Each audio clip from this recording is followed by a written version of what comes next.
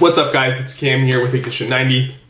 I'm going to do my best here not to sound super prescribed and rehearsed because the topics that I want to talk about this evening are ones that I've talked a lot about before, sometimes in other videos, but at the same time they're ones that I'm super passionate about, and I think they're the most valuable in terms of where you are with product development or actually getting people to use your product. And the reason I'm inspired to talk about these couple of things this afternoon, Murphy, you can't have the gingerbread house, bro. Like, you just can't. And sitting there whining about it is not gonna, I want you to see what, whining about it is not going to make it happen, okay? He will continue to whine until he gets it, which he's not gonna get it because it's for the nieces and nephews when they come over on Christmas Eve. Oh my God, you are such a needy dog. Okay, so the two things that I want to talk about tonight are incredibly important because they're A, issues that I've struggled with in the past, and B, issues that my clients struggle with almost on a daily basis. And not necessarily clients as much as it is friends, because I have people coming to me all the time with new ideas, which is great, but then I have a huge heap of people that aren't coming to me with ideas, and that's a problem. That's sort of where I want to start this conversation. So, I've talked about this before, but I want to talk about what I call the sixth sense, which has nothing to do with small children seeing dead people. That shit is terrifying. The sixth sense, as I define it, is your intuition. It's your gut sense. It's what basically tells you whether or not something is good or bad, right or wrong, up, down, right, left, whatever you have going on in your life. But I equate this with one example, and that is essentially when you're sitting on your couch and you smell smoke, what do? You get up and you find the source to confirm that it's not fire or that it is fire, and if it is, you do whatever it takes to extinguish it. You call the fire department, you get your family and kids out and your favorite things. I don't think you're supposed to take anything with you other than living things when there's a fire. Might need to re-review my exit plan in case this place ever burns down. But effectively, the example or the point that I'm trying to make here is that when you smell smoke, you do something about it. You go to confirm whether there is or there is not fire. But when it comes to the world of your ideas, and this is the part that literally boggles my mind every single time. You could be sitting there in the living room and think of something brilliant, smelling smoke, and convince yourself that the idea, that your gut instinct is not fire. You will literally sit there and go, I don't have the money or the resources in terms of talent, knowledge, time, etc., etc., etc. So I'm going to go ahead before I ever get up off this couch and at the very least, have a conversation about what it is that I think might be fire, what might be an incredible idea.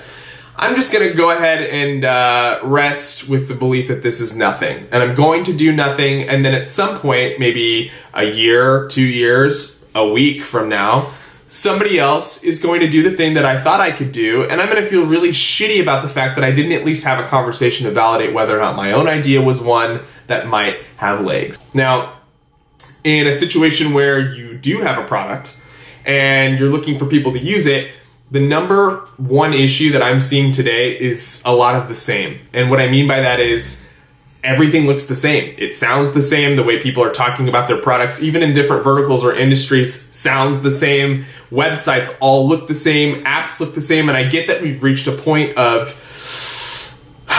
saturation in terms of how people are constructing and tailor-making experiences to solve problems. And I think that's great because we're learning a lot from each other. We're seeing what works and what doesn't. And of course, it's smart to apply certain things in certain areas.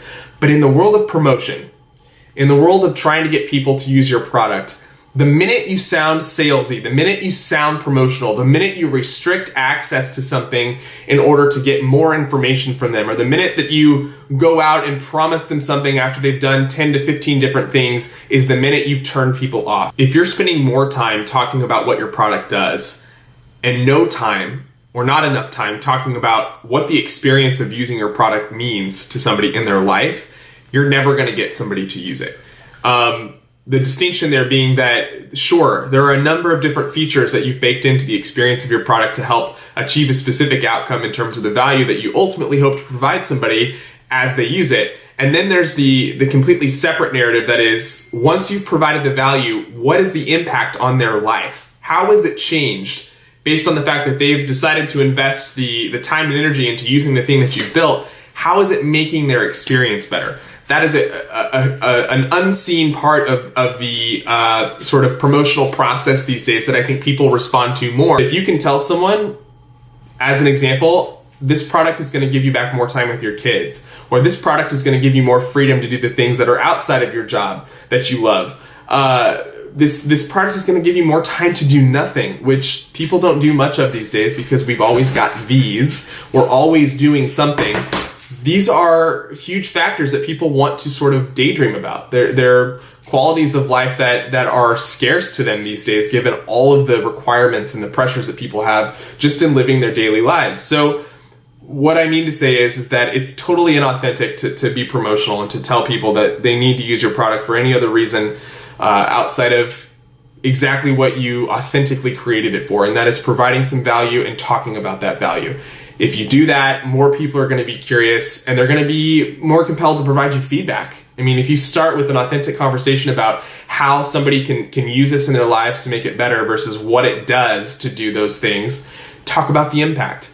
They're going to be more receptive to conversation. They're going to want to become part of your story, and they'll give you all the feedback you need to make your product more successful moving forward. So, a little long and drawn out, but two incredibly important and valuable things that I think anybody who's building or hopes to someday build something, a product, a service, digital, whatever it ends up being, two important distinctions to make. Trust your gut and be authentic.